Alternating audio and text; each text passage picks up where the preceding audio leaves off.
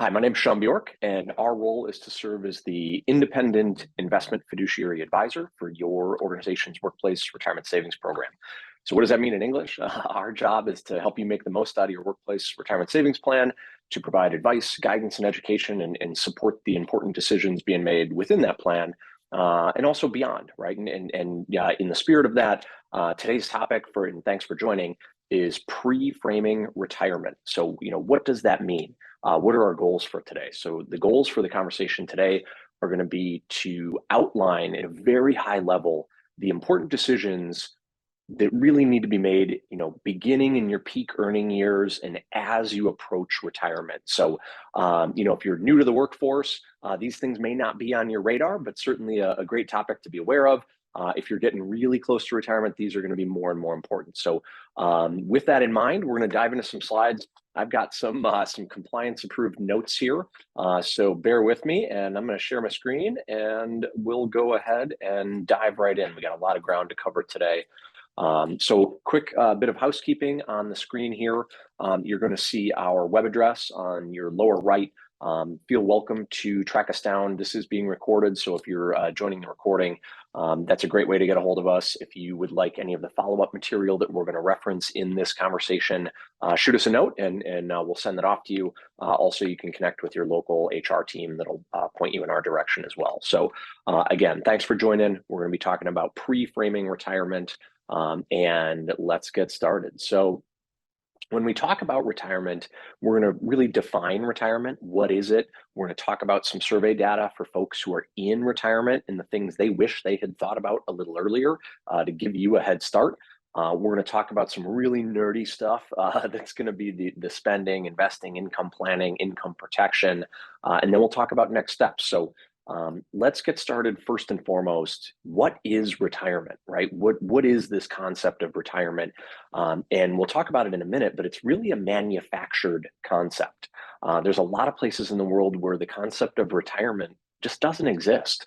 And a lot of these areas, what do they have in common? Long lifespans, healthy diets, active populations, and a real focus on purpose. And we'll talk about that. Not necessarily your job or employment, right? And they can be the same, but oftentimes they're different. So where did the concept of retirement come from?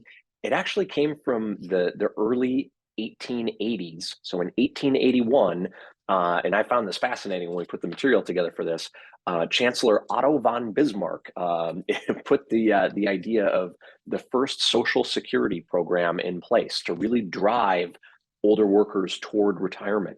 That really caught a lot more traction here in the United States around the time of the Great Depression, where we had 25% unemployment.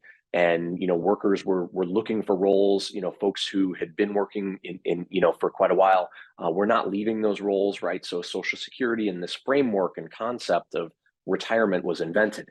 As life expectancies increase, I think a fair question to ask is, does this concept of retirement as a finite date and event still make sense in the society that we have today? And the answer may be no, right? But it's important to be planning for these things. And so we're going to talk a little bit about what retirement looks like today, and how it's a dynamic and somewhat changing environment. So what you're looking at here on the screen is you've got the gray bar represents folks who are in retirement presently that were surveyed.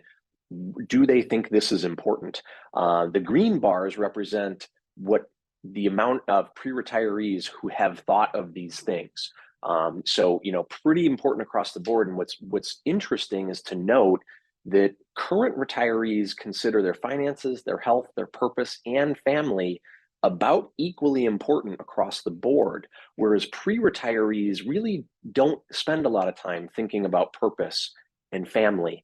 And just something to keep in mind, that those who are experiencing it now say, in hindsight, I wish I had spent more time thinking about that. So when we talk about purpose, it doesn't have to be our job, right? Because there may come a point where that my role changes, my job changes. I choose to just stop working altogether, or I have to for some reason. So purpose can be a lot of things. If you look on the screen, right, it can be a hobby, a pastime, time with family. The other thing that current retirees say they wish they spent a little more time thinking about is where they're going to be. Am I going to be in a city, in the country? Am I going to be based where, near family? Am I going to go somewhere different? So just things to be thinking about in retirement, right?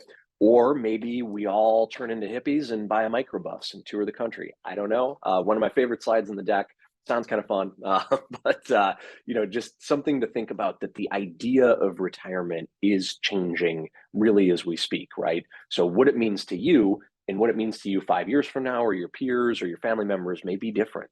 One of the things that is a common theme that comes up most frequently is, I wish my financial advisor had talked to me about how I'm going to spend my time, right? We talked about my money a lot, but I wish we had thought about, my social network, my hobbies, my free time, and we'll hit on that in a little bit. But just something to think about. There is a guide in a workbook that is attached to this presentation. Feel welcome to track us down. Again, shoot me an email, go to the website, hit the contact us button. Happy to provide this guide. And it's a really great starting point and a framework that really covers all of these topics that we can hit on and have a conversation together should you choose to walk through it, and hopefully something you might find valuable. All right, so let's get into the meat of the nerdy stuff for today, right? So when we think about retirement, I like to focus in on the lower right? And there's these two circles. One is things that matter. The other is things I can control. Where those circles overlap is frankly where we should spend our time. So if you look on the left, there's a few things that we have total control of. How much I save, to some extent, right? How I invest my money, the choices I make in my retirement plan or my portfolio. We have basically complete control over those items. Things like tax policy and what the market's going to do, we have zero control over, right? So we can't really focus our time there because we can't control it. We have some control over our longevity, right? How healthy we are. Do we exercise? How do we eat?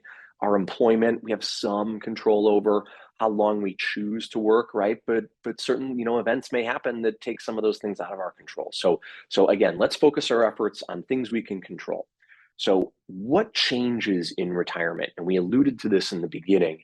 The biggest change is that purple bar, time spent socializing, leisure, and exercise.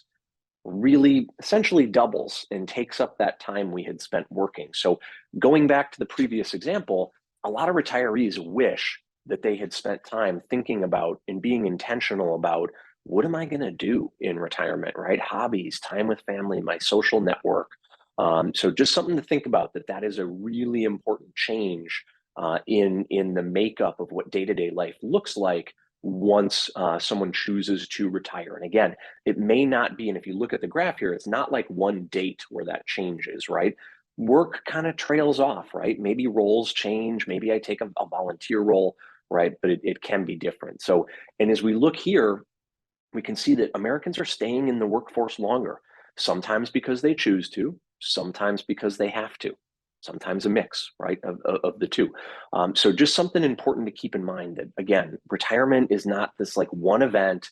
I move somewhere with palm trees, there's a golf cart, I play golf every night. No, that's not, that's what the manufactured concept of retirement looks like. But the reality of retirement is quite different. And a lot of times, if we look at the data here, we see a lot of Americans choosing to stay in the workforce, but maybe changing their role, right? Or how much time they're committing to it, et cetera. So let's talk about one of the first big topics, and there is a guide on Social Security, again, attached to this presentation. So please feel welcome to reach out to us. We'll make sure you get all of the deliverables that are a part of this conversation. The intent for today, this could be its own, day-long workshop, right? Just maximizing Social Security. We're going to hit on it in about a minute. So really the key here is trying to figure out, is there a way for me to maximize my Social Security benefit? And is there a way for me to bridge the gap so I don't have to claim a discounted benefit early, right? So just be intentional about when you claim Social Security. We will be hosting an additional future workshop just on this topic. So please stay tuned and keep an eye out, jump on the email list. We'll make sure you get invited to it and a recording of it in the future. But just, again, something to keep in mind, right, is how do I claim Social Security? It's incredibly complex. But have someone, whether it's a team like ours, whether it's you're working on it yourself, whether you have an advisor that you're working with, be intentional about how you claim Social Security so you don't leave anything on the table.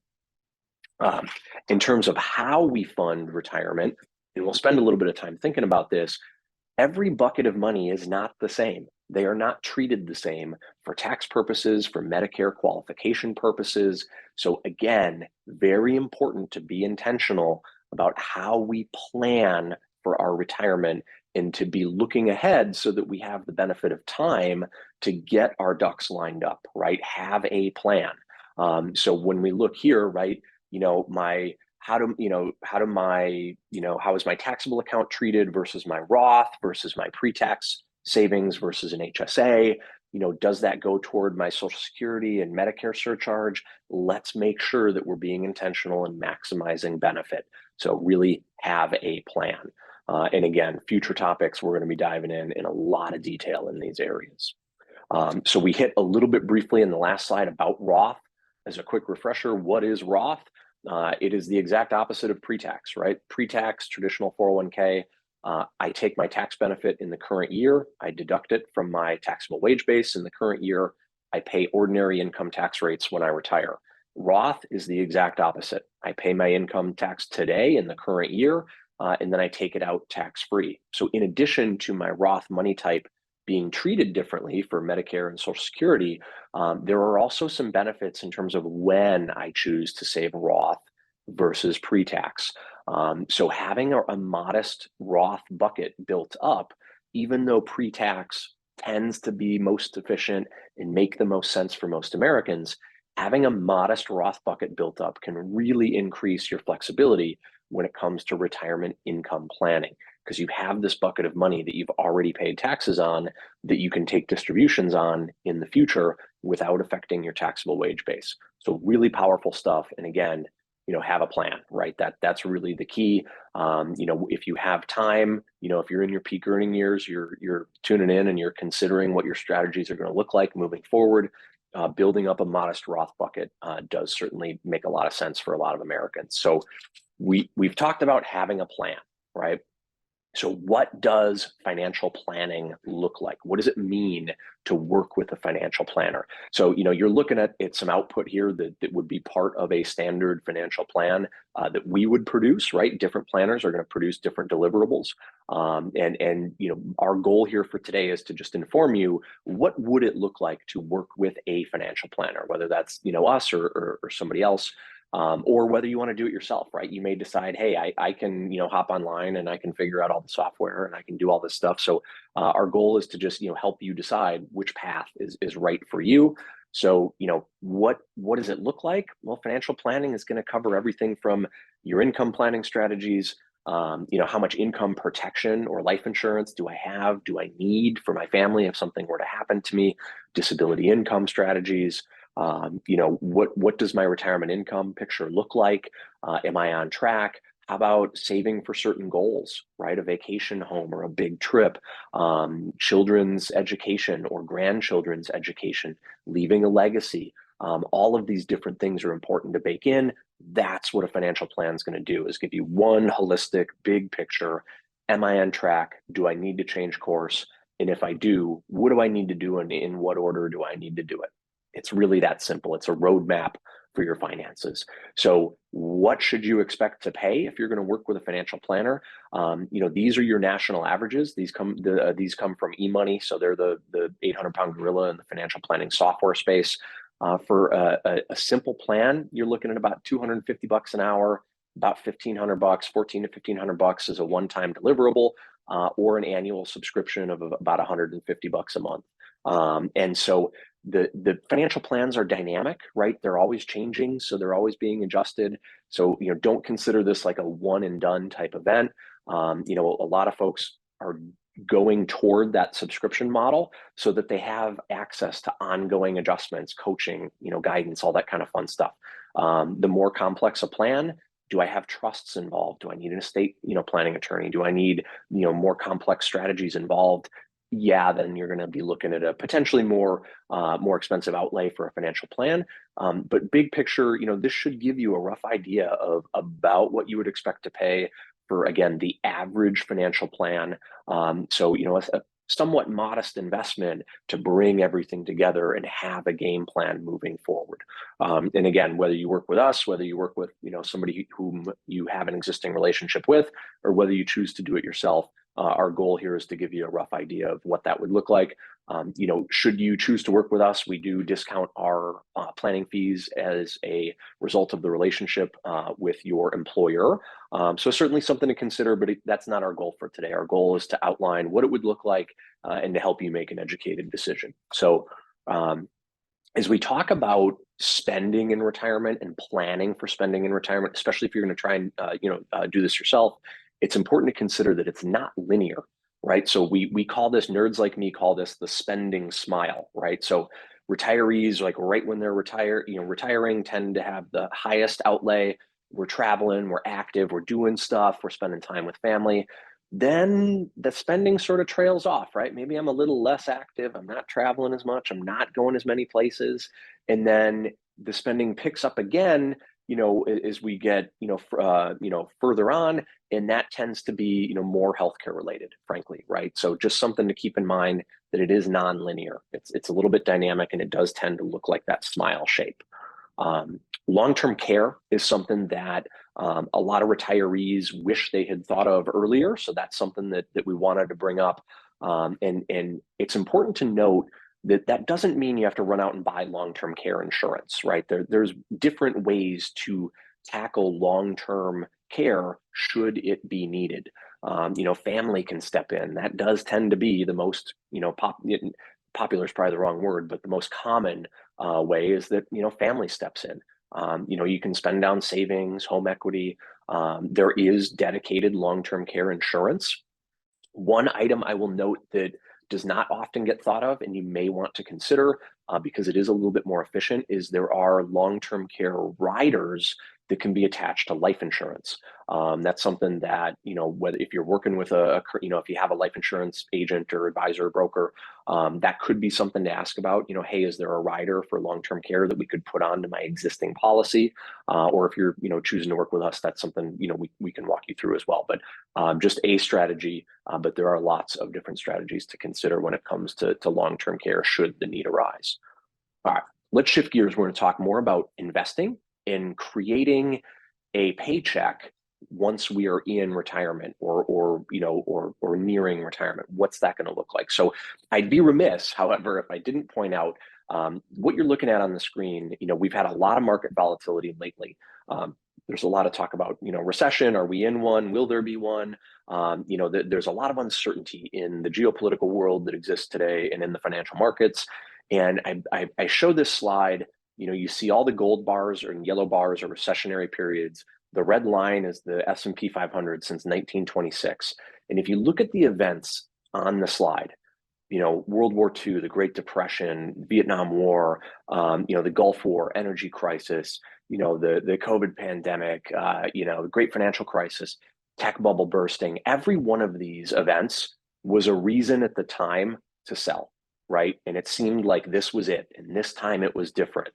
Yet, if we look over the long term, this really does illustrate the big picture takeaway, which is just the overall resilience of the U.S. stock market, right? And so just something to think about, that yes, there's a lot of market volatility, but every one of these events, at the time and with that recency bias, seemed like the biggest deal in the world, right? So just important to take a step back and have that perspective. So what are some different strategies that you could potentially look to employ when you're looking to model your retirement income and or plan your retirement income strategy? So if you're working with a financial planner, one of the things they're going to look at is maybe a goals-based strategy. So I'm going to have short-term goals, medium-term goals, and long-term goals, and I'm potentially going to invest those dollars differently, right? My short-term goals, I want to be mostly liquid. I want it to be cash or cash equivalents. I want it to be readily accessible and to be able to pull it down at a moment's notice. By contrast, longer-term goals, maybe I can afford to take a little more risk because I have a longer time horizon. So, just something to think about, especially if you're going to do it yourself or if you're working with a planner. This might be one of the approaches that could be one to consider. Another would be what's called a bucketing strategy, right? So having different buckets for different time periods in retirement and investing those differently. So again, a different strategy. There's no one size fits all. There's no one best solution. There are just different solutions. And the goal of, an advisor, planner, is going to be to work with you as an individual and figure out which one of these is going to give you the greatest likelihood of success. That's really what the goal is with these different strategies. So also important to note that as we build each of these buckets, we're going to want to use, potentially different mixes of these types of building blocks. And we could, maybe use more of a needs-based approach, which is what you're looking at here. What are my musts, right? My mortgage payment, if I have one, my car, transportation, right? Food, energy, right? Things that must happen. And then what are my nice to haves? Maybe I invest those buckets differently. This is, especially when we do these events in person, we have a lot of participants who say, hey, what about an annuity? And that is a very valid approach. Having said that, annuities can also be very expensive if we look at them. So just, important to be an informed buyer. If you choose to annuitize a portion of your retirement savings, very important to consider, expenses. What are the surviving spouses benefits? How is it priced? What am I getting for this, quote, guaranteed income stream? Who's making the guarantee, right? These are important things to consider. Again, whether you're working with, somebody like myself, you have a current relationship, these are just important questions to be asking. Annuities can make sense for a portion of your retirement savings, but again, just be an informed buyer, ask the right questions, and be an informed decision maker along those lines. So how do we create a spending plan? There are different ways to do that.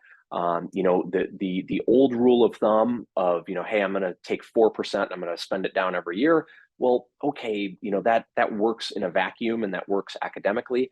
That doesn't necessarily work when we have, a lot of market volatility, right? So important to note that, there are different strategies and more dynamic retirement income strategies to consider that may help your savings last longer. So in this example here that we look at, this is a portfolio value from 1966 to the year 2000.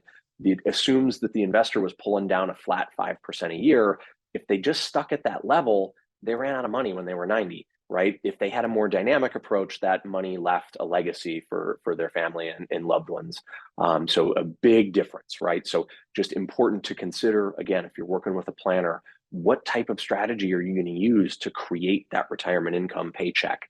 What's that paycheck going to look like? And how do we adjust course if needed to give us the greatest probability of that money lasting and accomplishing our goals? So to wrap up here, right, when we look, we say, okay, what's next, right? How do I prioritize my next dollar in terms of savings? So real simple, right? Financial resilience, start with an emergency fund, right? Have options, have flexibility for the financially unforeseen events. Then let's start thinking about maxing out our employer workplace retirement savings plan, or at a minimum saving to the match. Participating in an HSA potentially, should that be available in the workplace. Then we start looking at, do I have consumer debt? Do I have any high interest debt? Do I have student loans? What does that look like? And then we can say, okay, well, now let's really maximize and turbocharge retirement. And then all the way at the end of the chain, we get all the way up to a taxable, a savings account or an investment account, right? So use the most efficient, tax efficient vehicles that we have available, and then work your way with that next dollar. And again, this is, when we say have a plan, these are the types of things to be considering, right? Taxes matter. These frictions matter over a long period of time. Have a plan, right? So what's next, right? Again, we're in our working years, we're saving in our workplace retirement plan. Depending on who you talk to, you're going to get different takes on, most investment managers. And it's important to consider incentives when you're talking to advisors. a lot of advisors are going to say, no, you need to roll all your money out of the plan. Well, okay, what am I going to pay to do that? What do the fees look like over there? Why would I do that when in my plan, potentially there's a lot more efficiencies and I'm in a much lower cost environment, right? So most folks, tend to maybe stay in plan, but there's also this hybrid approach, right? And each of these has pros and cons, right? So have a plan, know why you're choosing what you're choosing, and also know why something is being recommended, and ask questions, right? And again, whether you're working with us, whether you're working with your own planner that you have an existing relationship with, or choosing to do it yourself, right? Ask these questions. Should I stay in plan? Should I roll it out of the plan? What am I going to get? What are the benefits of each? Or maybe it's a mix of the two. Maybe I leave some in the plan. Maybe I choose to roll some of it out for certain reasons. So again, have a game plan. So what's next? Well, first and foremost, thank you for your time. If any of these topics interest you, please keep an eye out for the next in this series. Right, we're going to be diving into these topics in a lot more detail. The intent for today was really just to hit these at an ultra high level, create an awareness for the decisions that are going to need to be made over the coming years as you approach retirement. And giving you enough information to think about formulating a game plan for some of these different items that you're going to have to tackle. So, first and foremost, what does retirement mean to you, right? Think about purpose, time, family connections, social network. These are things that current retirees value as much as income planning. So, take lessons from those that are there today, and think about some of these items that are going to be important later. And then lastly, just have a plan, right? Be intentional about claiming Social Security, be informed, what's your healthcare, Medicare, and long-term care solution going to look like in retirement, creating that income, that retirement income paycheck. How do I do it? What does it look like? Is it fixed or dynamic? Having a wealth management plan, again, whether you're working with an advisor, whether you're doing it yourself, have a plan, be intentional. Is it goals based? Is it a time bucketing strategy? What does that look like? If all these things I'm saying sound like absolute, gibberish, right? Let's have a conversation, right? Happy to, walk through these in a lot more detail, and help create, confidence in the decisions that you're going to make as you approach retirement. And then finally, be mindful of taxes, right? Taxes really matter. They really add up over time. Being tax efficient, and planning not only your accumulation but your decumulation and your retirement income in a tax efficient manner is very important, right? Factoring those in, is something that you're absolutely going to want to be, mindful of. So with that, I'm going to put some important disclosures up on the screen. Thank you for your time and for joining us for this pre-framing retirement workshop. Again, the intent was to hit this material at a very high level. Be on the lookout for more content in the future as we move forward. And please do track us down if we can provide the deliverables from this presentation for you, and look forward to our next conversation. So thanks so much. And I'll go ahead and stop sharing my screen and look forward to seeing you next time. Thanks so much. Bye-bye.